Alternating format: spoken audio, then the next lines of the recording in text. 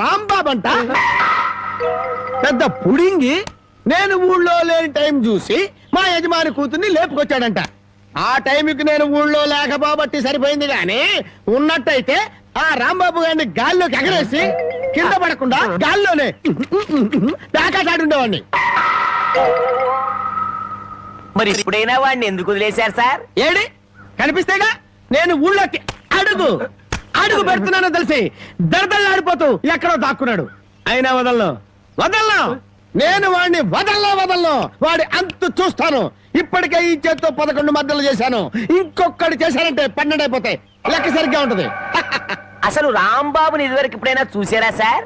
ఏది చూడండి. ఆ చూకి తెలిపిన వాడికి 10,000 రూపాయలు పంపిస్తాను. ఆ 10,000 ఇటు ఇవ్వండి. చూపిస్తావా? మీరే